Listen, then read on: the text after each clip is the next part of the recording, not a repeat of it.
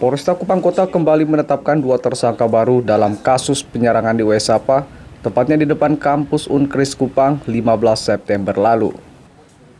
Kedua tersangka, Marten Konai dan Ruben Logo ini sebelumnya sempat dilepas penyidik, namun kembali dipanggil dan resmi ditetapkan sebagai tersangka. Paul Hariwijaya, kuasa hukum korban menyebut, kedua pelaku ditetapkan sebagai tersangka karena disinyalir sebagai aktor intelektual atau koordinator di balik kasus penyerangan yang berujung memakan korban tersebut. Sejak kemarin malam terkait kasus pembunuhan di Wesapa, sudah ada penambahan tersangka baru, yaitu atas nama saudara Ruben Logo atau Amo Logo dan saudara Marten Konai atau Denny Konai, yang mana disinyalir atau diduga sebagai koordinator atau aktor intelektual atau dalang di balik peristiwa pembunuhan tersebut. Kami berharap bisa diusut tuntas dan dikasih hukuman yang semaksimal mungkin, sehingga jadi pembelajaran terhadap peristiwa-peristiwa lain yang mungkin potensi bisa terjadi lagi. Bahwa yang namanya kekuasaan atau yang namanya punya kekuasaan dan punya uang atau apapun itu, punya harta yang berlimpah, bukan berarti segala sesuatunya bisa dibeli atau hukum bisa dibeli atau hukum bisa dibiaskan hanya karena dasar tersebut. Kuasa hukum keluarga korban Petrus John Fernandes mengatakan, pihaknya mendapat informasi bahwa Kejari Kota Kupang telah menerima 5 surat pemberitahuan dimulainya penyidikan atau SPDP dari penyidik Polresta Kupang Kota.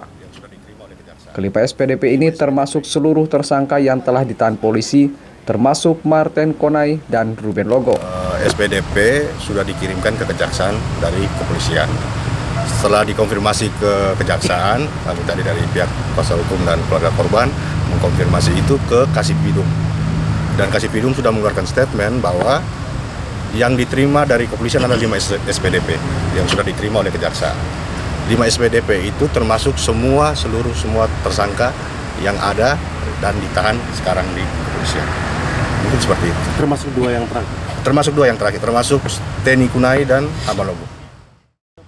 Mewakili keluarga korban, David Boleh mengapresiasi polisi yang telah bekerja secara maksimal dalam mengungkap kasus ini, serta tim kuasa hukum yang terus mengawal kasus ini. Mengapresiasi pihak kepolisian dan sangat berterima kasih kepada pihak kepolisian yang begitu intens dan bekerja cukup keras sehingga kasus ini bisa cepat terungkap.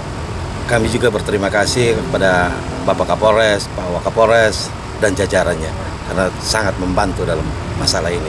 Yang berikut kami juga berterima kasih kepada tim kuasa hukum kami sebagai keluarga minta terima kasih juga kepada teman-teman media yang turut mengawal lewat pemberitaan-pemberitaan. Itu saja. Harapan ke depan keluarga kasus ini. Proses sampai tuntas lah. Pokoknya sampai kebenaran itu ditegakkan. Sebelumnya pada Selasa 26 September 2023 siang, tim kuasa hukum bersama keluarga korban mendatangi Kejari Kota Kupang untuk mempertanyakan perkembangan kasus ini. Kasipitsus bersama Kasih Intel Kejari Kota Kupang menegaskan pihaknya sudah menerima 5 SPDP.